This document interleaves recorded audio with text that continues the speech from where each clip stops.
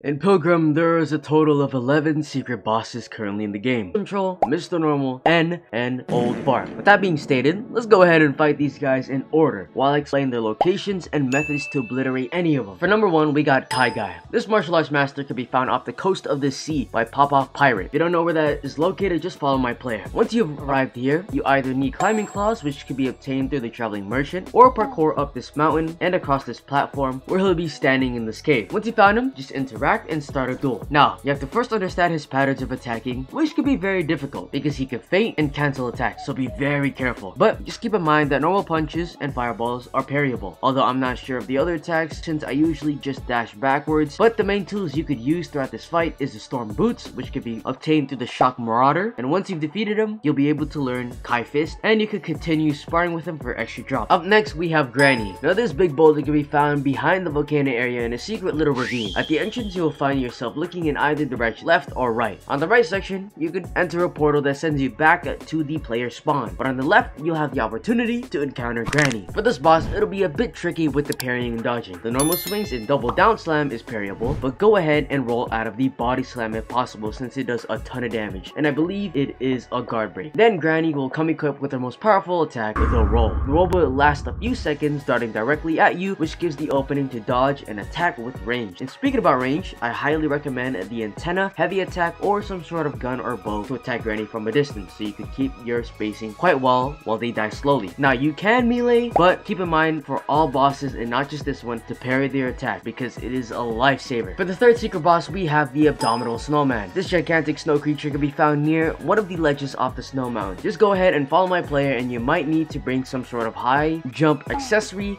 or climbing claws to get there. But once you see him, the first encounter may be a bit tricky since he does have some annoying moves. So go ahead and dodge his grab attack, parry his normal swings, and parry the ice that he throws. After one of his attacks, there should be an opening for you to strike, but if you're too slow or unable to see an opening, use a ranged weapon or ability to keep your distance and to gun it down. But keep in mind that he will chuck icicles at you. Moving on, we got the Sail Lord. I'll tell you right off that this man is an absolute menace, not only for holding a gigantic hunk of steel on his shoulders, but also attacking in weird patterns. Off the bat, he'll start swinging his anchor 3 times towards you, and the only way to respond is by parrying the first 2 and dodging the third attack, because that is a guard break. Once he does that, Sail Lord will flip backwards and shoot out 3 similar waves that are parryable. He'll also spin, that is blockable, but I recommend just dodging. Once you've got him to half, Sail Lord will enter his second phase, where all of his attacks are boosted, including the size of his waves. But not only that, he will periodically roar, dealing tons of damage, which is a guard break, so dodge that as well. But from then on out, he'll be easy to kill once you've understood his patterns. And the main weapons you want to use for this one is melee, because he'll be right up into your face. Fifth in line, we got the Skeleton Boss. He can only be found once you talk to this guy right here at the savannah on the tower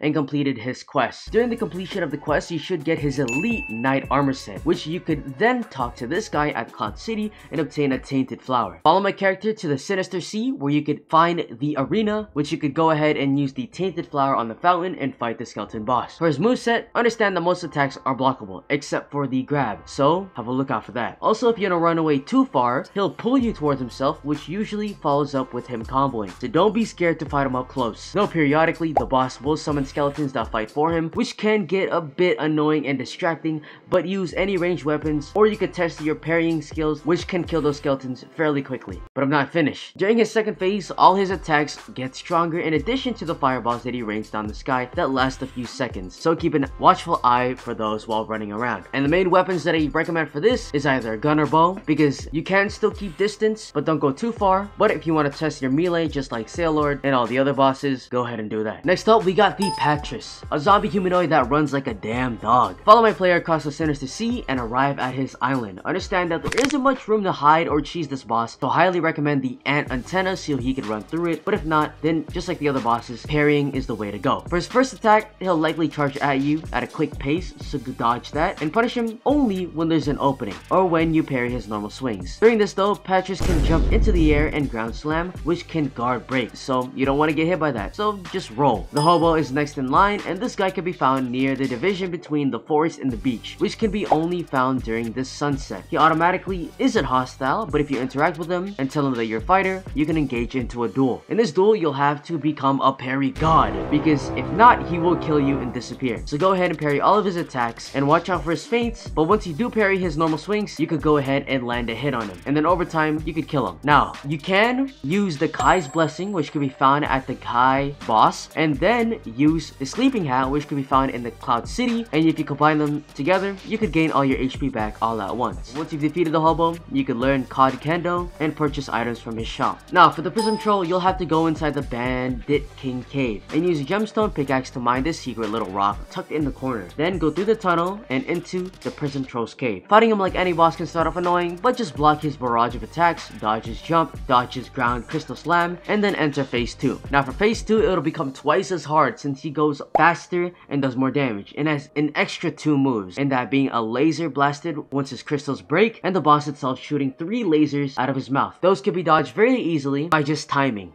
And for this boss, I highly recommend melee weapons because the punish when parrying is highly acceptable because he's going to be up in your face compared to running around and buying this item right here. Use this item anywhere and it spawns Mr. Normal. Just pace and then start attacking him with a melee weapon, but if you can't punish him in time, just use the good old ant antenna. Second to last, we have arguably the hardest boss in the game, and that being N. You'll have to do this whole storyline, which takes too much energy for me to explain, so go ahead and watch another YouTube video for that one. But once you've completed the story, go ahead and enter the door and kill the cultist to summon N. For his first phase, we have a total of 5 moves, and those include an explosion, a laser, a barrage of attacks, and an AoE pull and summons. You can parry all those attacks except for the last 2, which for the pull, you'll have to run as far as possible to not get hurt, and secondly, kill the summons before they explode on you. Then we got his second phase, where all of his moves gain intensity. The explosions does a ton of damage. He then shoots out 3 lasers instead of 1, and the barrage will come with a larger ball at the end of his attack. So dodge the explosion, parry the 3 lasers, and dodge the gigantic ball of death. Now, here's some ways to punish the boss. Attack after the pull, attack after the lasers when he teleports, attack when he falls down, because honestly, they all work. You can use melee or range. And then finally, we have Old Fart. I might player into the secret area with a parkour. And after you enter the door and into the mushroom where Old Fart lies, you'll fight him in his first phase, which consists of 4 attacks. The normal slate, but they are all parryable. For a second phase, Old Fart adds an additional 4 more attacks, and that being an AoE laser beam, damaging floors, barrage of small walls, and a barrage of large walls. The beams and floor attacks need to be dodged, but the last 2 are parryable. And for this boss, using any weapon you want is recommended, but you could use the good old ant antenna, which is an absolute boss killer for this guy. And that's basically it. All 11 bosses located and killed.